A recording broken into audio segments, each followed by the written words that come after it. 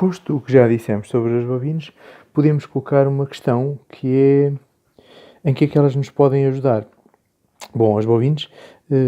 para além de terem uma utilização muito extensa em termos de filtros de frequências intermédias, como é, por exemplo, o exemplo destas bobinas, que são bobinas com núcleo de ferrite ajustável para poderem servir de filtro naquilo que é uma frequência intermédia. Nestes dois exemplos, onde temos, portanto, bobinas enroladas, portanto, num núcleo ferromagnético totalmente estanque, de forma a torná-las imunes a qualquer ruído, portanto, e garantir com isso uma pureza acústica em termos de colunas. Por falar em colunas, as bobinas estão presentes nos altifalantes para imprimir o movimento, portanto, ao cone e assim deslocar uma massa de ar que resulta em som, portanto, ou seja, o facto de sujeitarmos a bobina a uma corrente elétrica vai contrariar o campo magnético que é normalmente provocado de forma permanente por um ímã, onde a bobina está inserida, portanto, no seu núcleo e ao introduzirmos uma corrente na bobina, ela vai criar um campo magnético esse que se opõe ao campo magnético permanente do ímã que constitui o altifalante. Mas a utilização das bobinas é imensa, portanto, nós podemos observar aqui, portanto, numa forma simples, o que é o trabalho realizado por uma bobina. Primeiro que tudo, neste relé, portanto, que nós observamos aqui, portanto, que tem uma bobina no seu interior, portanto, é visível, portanto, aqui o interior do enrolamento de cobre. E esse enrolamento de cobre, quando é sujeito a uma corrente elétrica, vai provocar um campo magnético que vai fazer deslocar uma extremidade metálica que está no topo do relé, portanto é visível aqui nesta superfície. E nós observamos ali, portanto, quando a corrente chega para provocar campo magnético suficiente para puxar o êmbolo, notamos que o movimento da parte extrema acontece.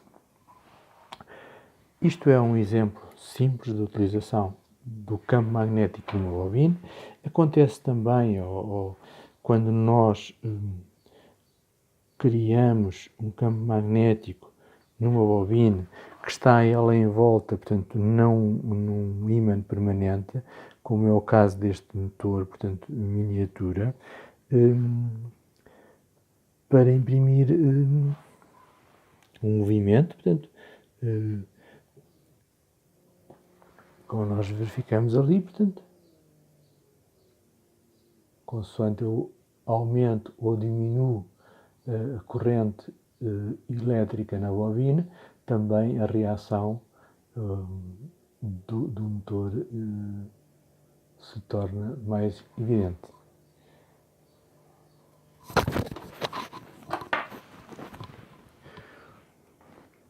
Um outro exemplo também facilmente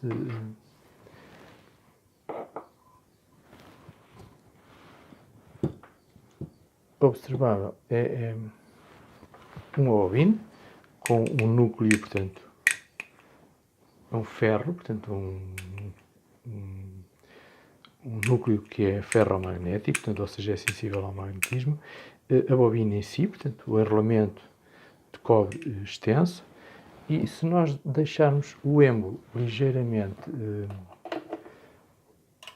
deslocado para fora do núcleo, se aplicarmos uma corrente, portanto, elétrica à nossa bobina, vamos observar, portanto,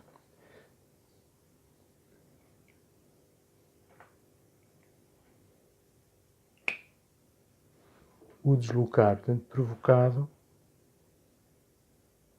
pelo campo magnético criado quando a corrente atravessa o enrolamento da bobina. Isto são alguns exemplos práticos daquilo que é a utilização ou o aproveitamento de trabalho realizado por uma bobina quando é atravessada por corrente. Existem os mais variados tipos de bobina e aproveitamento. Só para dar uma ideia, nós temos aqui 2 modelos de motor idênticos. São motores Capstan. Nós podemos observar aqui no enrolamento desta bobina, portanto, em que o prato gira, portanto, com um ímã permanente nesta parte externa do prato que gira, e reparamos nas bobinas que estão aqui, portanto, em fio azul, enrolados no núcleo ferromagnético que vai convergir para o centro e que, sendo polarizado à vez, vai fazer com que o campo magnético permanente deste ímã exterior se oponha, portanto, a cada uma das extremidades que é polarizada em termos de tempo. Aqui